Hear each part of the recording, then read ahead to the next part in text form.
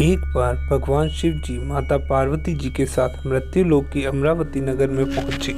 उस नगर के राजा ने भगवान शिव जी का एक विशाल मंदिर अपने नगर में बनवा रखा था।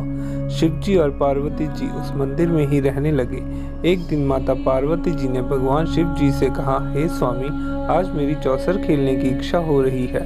माता पार्वती जी की है इच्छा जानकर शिव जी पार्वती जी के साथ चौसर खेलने बैठ गए। खेल की शुरुआत में ही उस मंदिर का पुजारी वहां पर आ गया। माता पार्वती जी ने पुजारी जी से पूछा, हे पुजारी जी, यह बताइए कि इस बाजी में कौन जीतेगा। तो ब्राह्मण पुजारी जी ने माता पार्वती जी से कहा कि महादेव जी, परंतु चौसर में शिव जी की हार हुई और माता पार्वती जी खेल में जीत गई। तब ब्राह्मण पुजारी को माता पार्वती जी ने झूठ बोलने के अपराध में कोढ़ी होने का श्राप दिया। कुछ समय पश्चात शिव जी और पार्वती जी मंदिर से कैलाश पर्वत की तरफ लौट गए। पार्वती जी के श्राप देने की वजह से पुजारी कोढ़ी हो गया। नगर के सभी स्त्री और पुरुष उस पुजारी की परछाई से भी दूर रहने लगे। कुछ लोगों ने राजा से पुजारी के कोढ़ी होने की शिकायत की, तो राजा ने उस पुजारी को कोढ़ी हो जाने की वजह से उस मंदिर से निकलवा दिया। उसकी जगह पर दूसरे ब्राह्मण को पुजारी बना दिया गया। कोढ़ी पुजारी मंदिर के बाहर बैठकर ही भिक्षा मांगने लगा। कई दिनों के बाद स्वर्गलोक की कुछ अप्सराएं उस मंदिर में आई और उसे इस हालत में देखकर उसके कोढ़ी होने की वजह पूछी।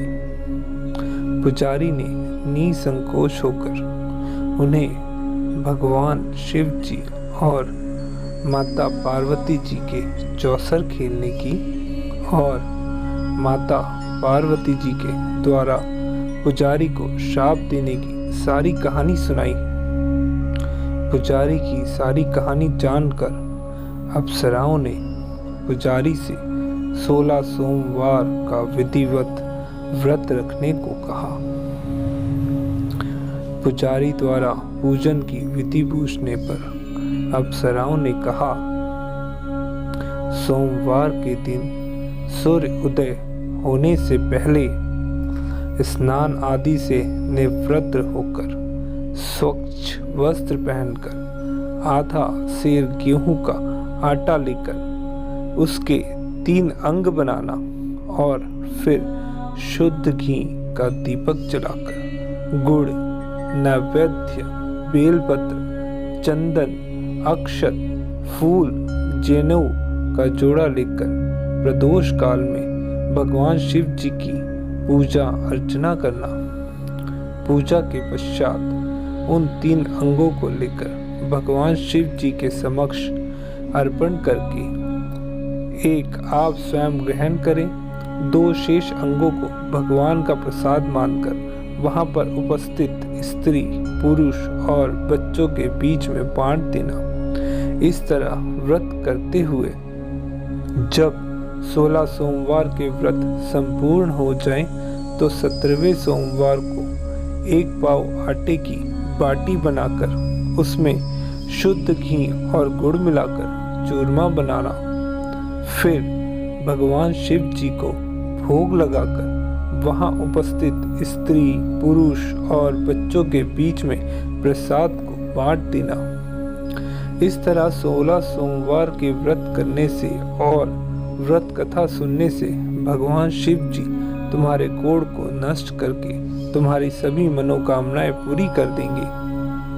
इतना कहकर अप्सराओं ने स्वर्गलोक की तरफ प्रस्थान किया।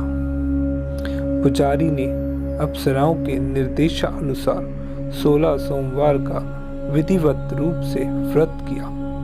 फलस्वरूप भगवान शिव जी की अनुकंपा से ब्राह्मण पुजारी का कोढ़ नष्ट हो गया।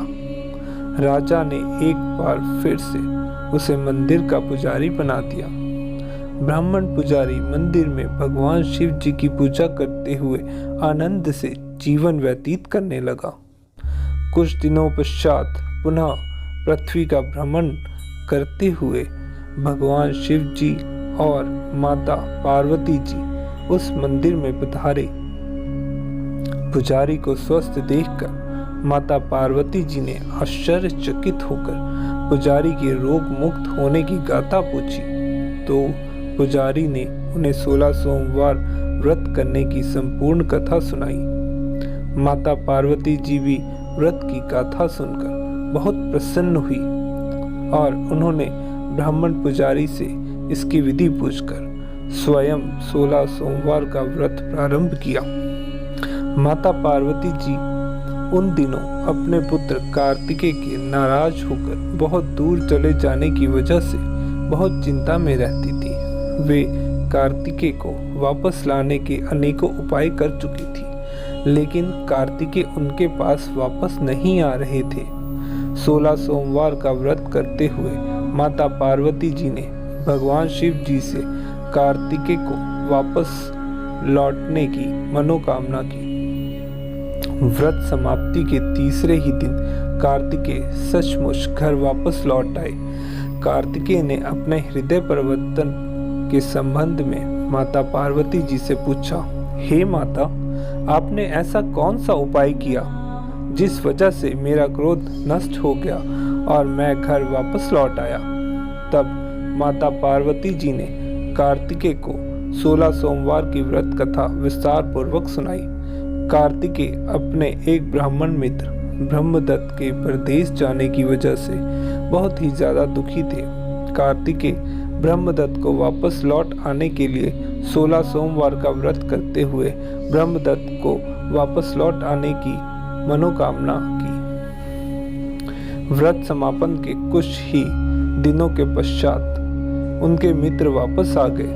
ब्रह्मदत्त ने कार्तिकेय से पूछा, प्रिय मित्र, तुमने ऐसा कौन सा उपाय किया जिसकी वजह से मेरे विचार बदल गए और मैं तुम्हारा स्मरण करते हुए वापस आ गया?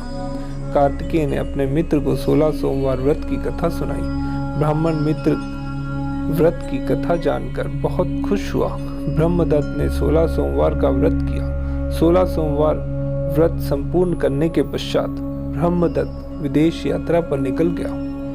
वहां नगर के राजा हर्षवर्धन की बेटी राजकुमारी गुंजन का स्वयंवर हो रहा था। उस नगर के राजा ने प्रतिज्ञा ली थी कि एक हथनी फूलों की माला जिसके भी गले में डालेगी वह अपनी पुत्री का विवाह उस ही से करेगा। ब्राह्मण भी उत्सुकता पूर्वक महल में चला गया। वहां कई अन्य राज्यों के राजकुमार बैठे हुए थे। तभी एक हथनी सूंड में जयमाला लिए हुए वहां पर आई। हथनी ने ब्राह्मण के गले में जयमाला डाल दी। परिणाम स्वरूप राजकुमारी का विवाह ब्राह्मण से हो गया। एक दिन उसकी पत्नी ने पूछा, हे स्वामी, आपने ऐसा कौन सा शुभ कार्य किया था जिसकी वजह से उस हथनी ने सभी राजकुमारों को छोड़कर फूलों की माला आपके गले में डाल दी?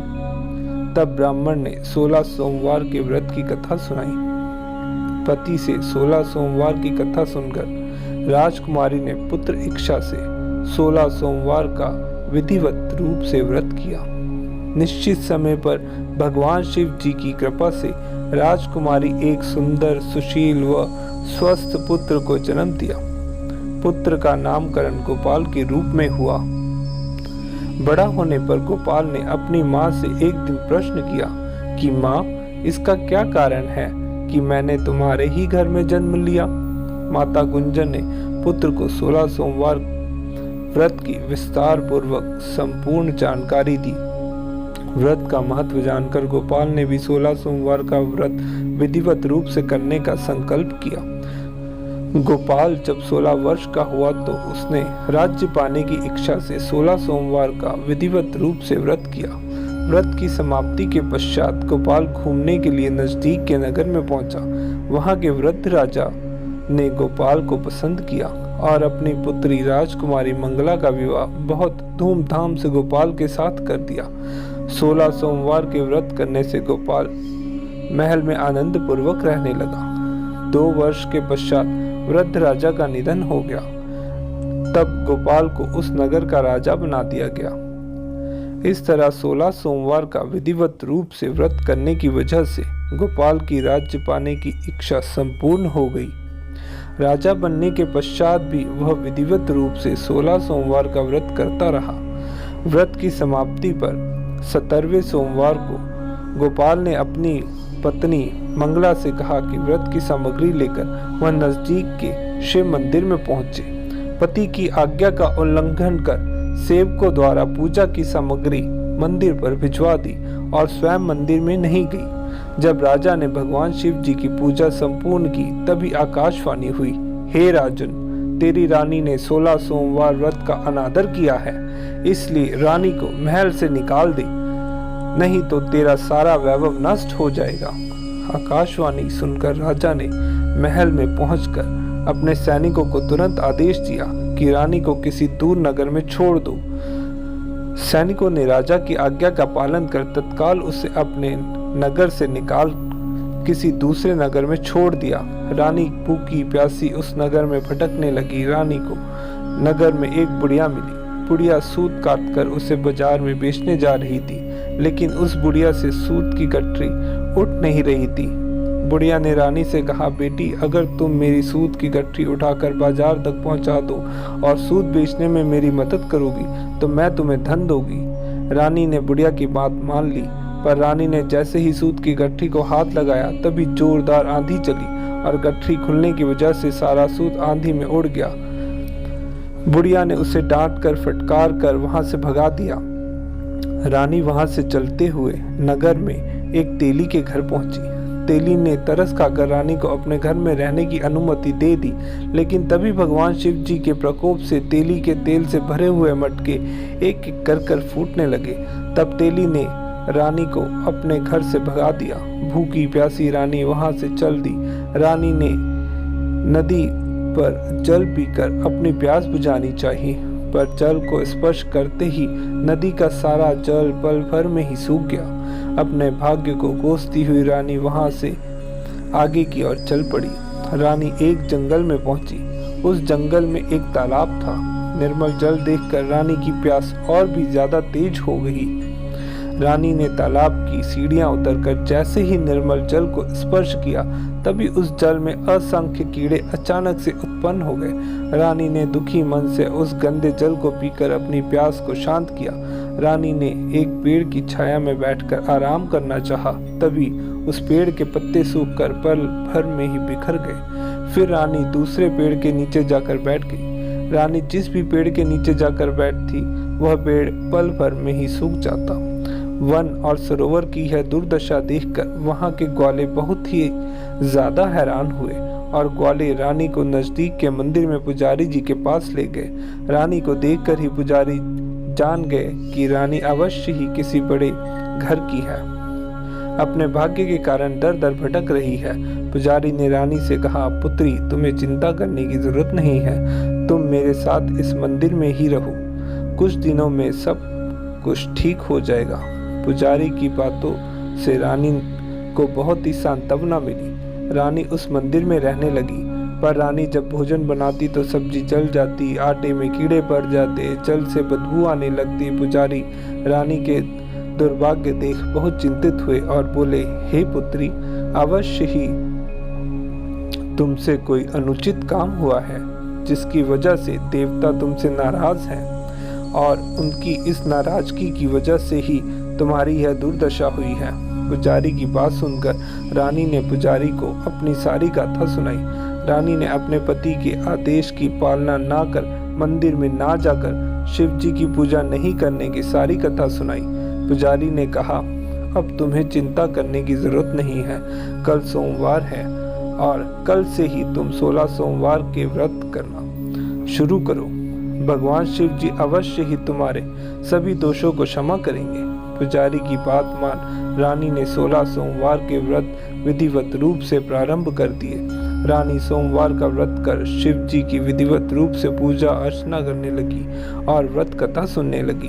जब रानी ने 17वें सोमवार को विधिवत रूप से व्रत का समापन किया तो कुछ समय के बाद उसके पति राजा के मन में अचानक रानी की याद आई।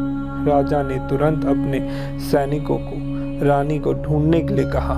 रानी को ढूंढते हुए सैनिक उस मंदिर में पहुंच गए और रानी से चलने के लिए कहा। पुजारी ने सैनिकों को मना कर दिया और सैनिक निराश होकर वहां से लौट गए। लौटकर सैनिकों ने राजा को सारी बात बताई। राजा स्वयं मंदिर में पुजारी के पास गए और रानी को महल से निकाल देने के कारण पुजारी जी से क्षमा याचना मांगी। पुजारी ने कहा, यह सब भगवान शिव जी के प्रकोप की वजह से हुआ है। इतना कहकर रानी को पुजारी ने विदा कर दिया। राजा के साथ रानी अपने महल पहुंची। महल में धूमधाम से खुशियां मनाई गई। पूरे नगर को सजाया गया। राजा ने ब्राह्मण को अन्न, वस्त्र और धन दान में दिया। नगर में निर्धनों को वस्त्र बांटे। रानी सोमवार का विधिवत रूप से व्रत करते हुए महल में आनंद पूर्वक रहने लगी। भगवान शिव जी की कृपा से उसका जीवन में सुख से भर गया। 16 सोमवार के व्रत करने से और कथा सुनने से मनुष्य की सभी मनोकामनाएं संपूर्ण होती है और जीवन में किसी तरह की कमी नहीं रहती है। स्त्री और पुरुष आनंद पूर्वक अपना जीवन व्यतीत करते हुए मोक्ष की प्राप्ति करते हैं। ओम नमः शिवाय।